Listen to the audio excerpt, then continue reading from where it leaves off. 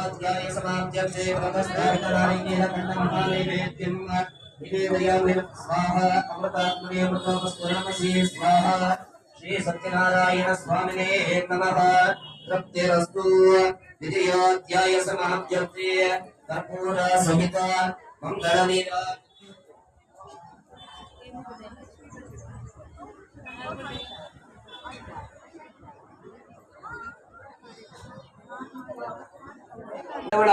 ಮದುವೆ ಪ್ರಾಯಕ್ಕೆ ಬಂದಂತಹ ಮಗಳಿಗೆ ಕಂಚನ ಎನ್ನುವಂತಹ ನಗರದಿಂದ ಒಬ್ಬ ಒಡಿಪುತ್ರ ವ್ಯಾಪಾರಿ ಹುಡುಗನನ್ನೇ ಹುಡುಕಿ ತಂದು ಬಹಳ ವಿಜೃಂಭಣೆಯಿಂದ ಮದುವೆಯನ್ನು ನಡೆಸ್ತಾನೆ. ಆದ್ರೆ ಮತ್ತೆ ಮದುವೆ ಕಾಲದಲ್ಲೂ ಕೂಡ ಸತ್ಯನಾರಾಯಣ ಸ್ವಾಮಿಯ ಪೂಜೆ ಮಾಡೋದನ್ನ ಮರೆತು ಬಿಡುತ್ತಾನೆ. ಇದರಿಂದಾಗಿ ಸ್ವಾಮಿಯ ಶಾಪಕ್ಕೆ ಒಳಗಾಗ್ತಾರೆ.